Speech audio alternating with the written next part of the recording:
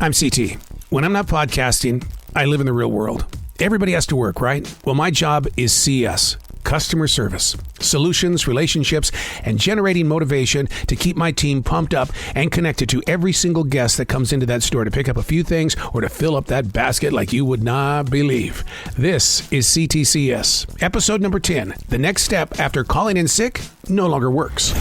The multiple layers of flab that I mentally go through getting ready to take on another day in CS is probably one of the thickest layers of flab would have to be that you cannot predict ever what is going to unravel, how it's going to play out, and what's going to become your day.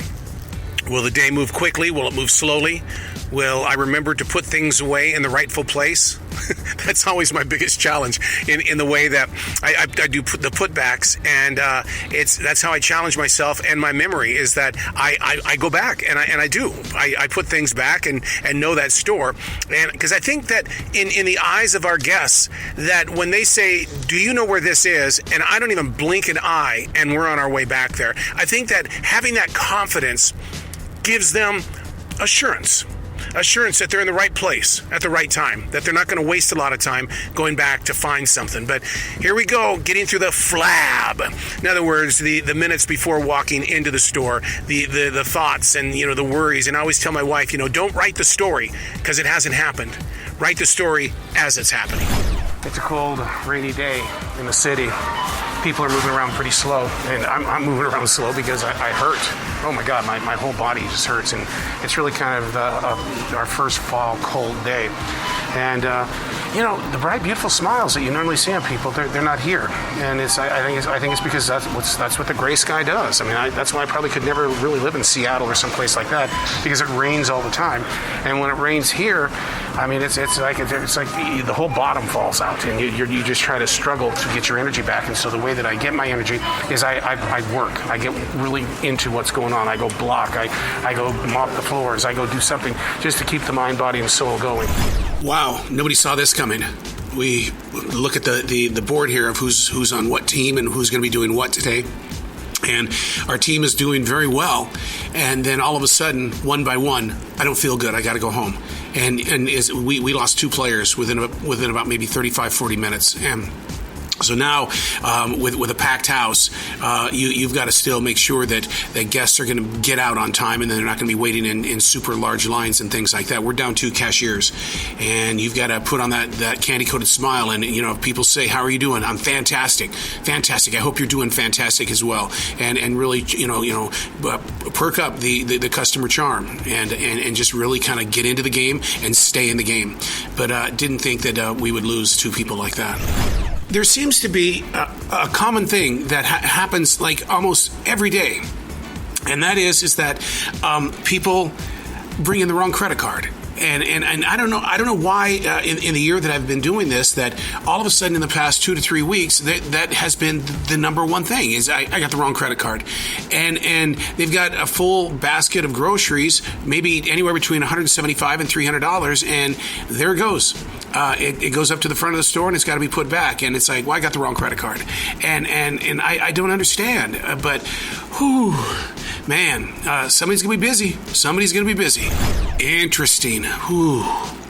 Not just my department is under the weather.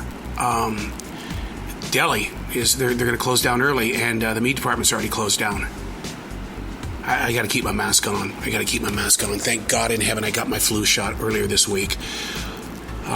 Listen, that's one of the things, if you're going to be in the public, I learned that a long time ago with my years of radio. If you're going to be in the public, you've got to get your vaccinations. You got to get your shots.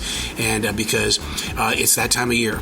And as the season changes and things like that, people are going to be getting sick. And we're in a grocery store, people. And there's a lot of people inside this grocery store, and they're carrying it. And if you don't get vaccinated, you're going to get hit. And then to me, this is where I feel bad. You're going to get hit with sickness, but you're also not going to make money. And that, to me, just shatters my heart when people can't make the money that they were looking forward to.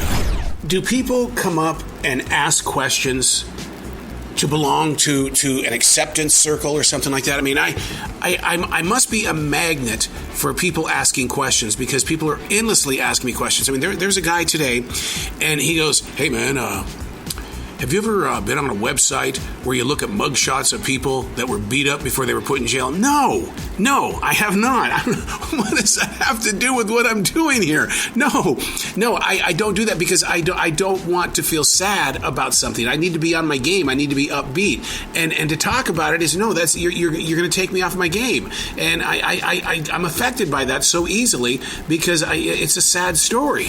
My manager sat down with me just a few minutes ago and showed me what's going to be happening with our personnel this coming Saturday and Sunday. We're going to get hit. There's already 4 people gone on Saturday, and Sunday by 4 o'clock, there's only going to be like 2 or 3 people. And I mean, there's like an all call to get people here.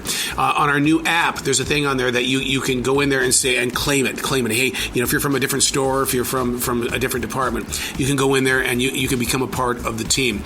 I hope that motivates people to get more involved. I know that when I see that, that somebody in frozen or dairy needs somebody, I'm like going, oh my God, that's an extra 5 or 6 hours I could be in there doing some. Sure, it's not going to be customer service, but you know what? Customer service is not just serving the customers, it's serving the company that happens to make you customer service. You know what I mean? It's taking care of the company as well. Security was just telling me that he spotted 3 people outside wearing very heavy jackets, and very heavy jackets, like wintertime jackets. It's not that cold yet. It's chilly, it's rainy, but it's not that cold. He says, no, they're going in there to steal stuff. And so right away he catches on and just sees what part of the store they're in. And then he takes a walk through the store, and all of a sudden they spot him, and you could see them literally starting to unload what they had underneath the coat. Guys, a big heavy jacket is not, that right there says something's not right. I started doing something differently about 45 minutes before closing the doors. What I do is, in a very, very happy, joy-filled, arena rock-style voice, I mention, hey, look, we've got 45 more minutes for shopping and things like that. But I introduce our team. That when you come up front, you're going to be with an award-winning group of team leaders, and I name them one by one, and they love it. No, not let's say the people on the cash register. The people love it. They love how bringing energy, it showcases teamwork and team spirit, and that we do have all the energy in the world to keep going and making sure that things look and feel right for the guests, as they're under a lot of pressure. They got to get out of the store in 45 minutes, so you got to work them in a way that, to make it fun, to make it a moment that, you're not going to believe what happened at the store today. They introduced them like they're on an NFL team. Just want to promote fun, man. Promote fun. I want to, and the thing is maybe there's a side of me that's saying, hey, I hope somebody hears this and they go, well, I want to work at that store. I want to be introduced like that. Blocking the beer and wine. Got to make it look good, appetizing for somebody who wants beer or wine. I'll tell you, people are sloppy with the way that they pick out their beer and wine. They grab things, they throw it around, they move it to a different section, and then you've got to sit here and try to figure out, what goes where, how does it fit in there? And moving these bottles of beer and stuff like that, man, it's like my fingers aren't made for this kind of thing. I need to do some finger push-ups or something like that so I can be stronger at moving this junk. So many different styles of beer, and I guess one of my weaknesses is I know nothing about beer. If somebody were to come up to me and say, hey man, can you tell me about the hazy IPA? I'm a little hazy on that one. No, I really can't. But, it's a mess over here by the end of the night. That just things are just thrown everywhere, and it's my job to get over there, clean it up, and make it look good for the next day. I had a bagger all on his own tonight decide, this was his decision now, that he was going to put all of the shopping carts on one side of the store. And I called him and I said, what are we doing here? I said, we have no carts over here on the ramp side. no, I thought it would be different. I want it to look different. I would clean over here, where it's not cluttered and everything like that. I'm going, dude, you can't rewrite your own rules. You got to have carts on both sides because those are two major doors for people coming in. No. They'll like my idea. Trust me. We'll keep it this way. And it's like, oh my God. And it's like, no, I'm going to be the one that's going to get in trouble. They're going to say, well, why did you give him permission to do that? And I'm saying, I didn't give him permission to do it. He just went ahead and did it.